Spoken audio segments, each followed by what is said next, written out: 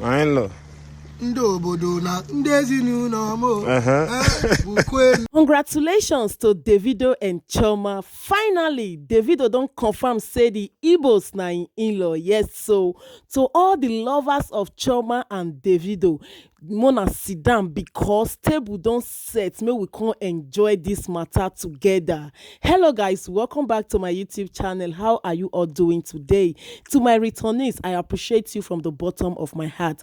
And if this is your first time coming across my channel, please support your girl by hitting on the subscribe button. And remember to put up the post notification bell so that anytime I bring up any updates, you will get notified and be the first to watch. Our very own OBO baddest don't finally clear the air, say na Igbo land na in dey go. Say make everybody begin dey prepare because very soon Oba invasion go dey land for Owerri where Choma for come. As una know say last time when Davido visit Oba Anambra where Ubi Cubana for celebrate im mother burial ceremony, everybody were excited like they see Davido for Igbo land, like they were all excited, and many people for there come dey say my in-law. So I go drop the short clip where Davido for finally confirm say yes, so if no be Igbo e no dey go anywhere, meaning no hope for the rest baby mama because na only Chioma na im be the only girl wey come from Igbo among the baby mamas. So all Davido and Chioma fans come dey happy for the comment section talk say wow, finally Davido don finally reveal the place where the party go hold, say na Igbo, like na Igbo land. So my people, make una dey very excited for Chioma because last shame no catch that girl because many people attack Chioma well recently based on they don't know the things when they go on between Davido and Chioma. They still dey wonder like, are these people still together? Everybody won't just know the latest updates about Davido and Chioma, and even recently as now they see wetin I won't put, so when they go they ask Davido friend they call Isdre DMW about the relationship update of Davido and Chioma, and thank God say the guy using wisdom because they feel say na through the guy they go still know wetin dey happen. But I believe say Davido don't give all of them code to make sure say all about in life or in relationship they secret. You know 1 year and again for social media since that time when be say he needs stay fuck up for where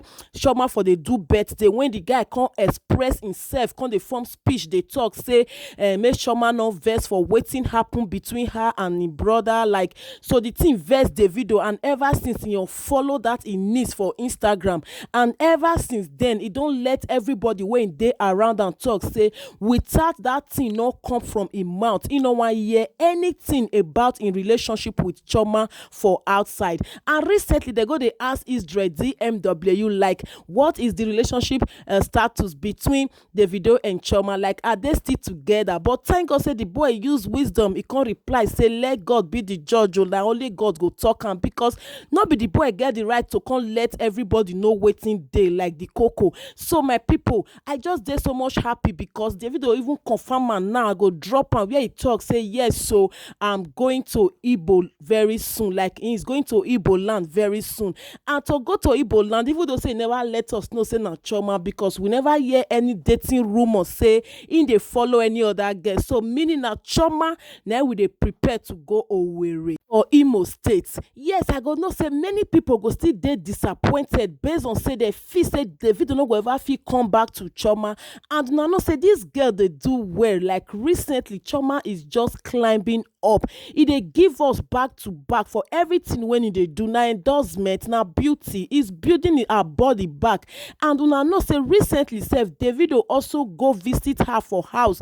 Yes, because I no want talk say na they live together because of the small little misunderstanding when it happen. They just have to be apart and make they build up this relationship again before they will come into marriage. According to a blogger when be say dey Instagram when they give us the latest, that is what what she said, say na im make am Chioma go rent apartment. No be say im and Davido no dey again, they just wan build this relationship up again, because the moment that they stay together, maybe the thing go still dey cause wahala, or people go dey feel say Davido dey use Chioma, he never marry am and he put am for house, so they just separate for a reason, not because say they break up. So recently Davido also go visit Chioma for house, go play with their son Ifeanyi. Davido has a big role to play in the life of Chioma, because it already give am son. Yes, Ifeanyi na the first son of Davido and is the heir apparent, as he call am that time. Una see when he put that picture, when he even go viral,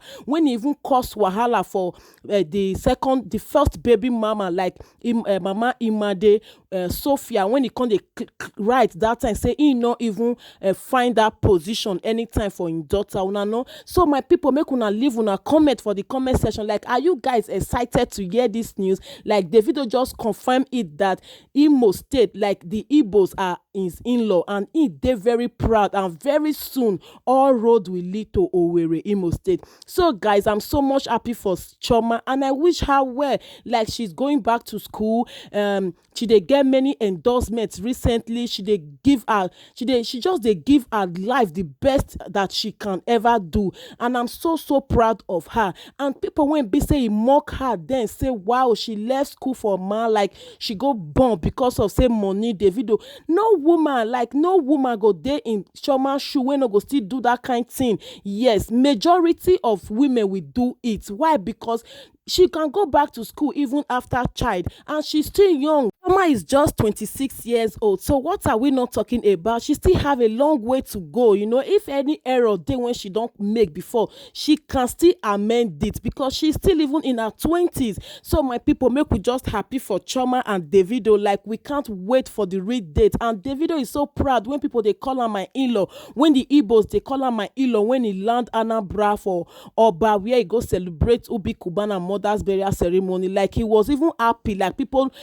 appreciate him in their kingdom, like in Igbo kingdom. So my people, we so much happy for Davido and Chioma. Make una drop una comment as I talk on before, and we all can wait, like lovers of Davido and Chioma. We can't just wait for the big announcement or for the news, make it just come online. Where anyway, I so much love as they just keep everything about them, about the relationship, everything private, because the pressure on Instagram, like the pressure on social media in short, was so much. Any small thing, even we when be bloggers, we they carry the news up and down. So now, as it be said, na small tip that they give us, now we say they know waiting they sup. Okay guys, leave your comments at the comment section, and I will see you on my next video. Please, if you have not hit on the subscribe button yet, support me, hit on the subscribe button, and remember to on the bell. God bless you. Bye for now. Bye.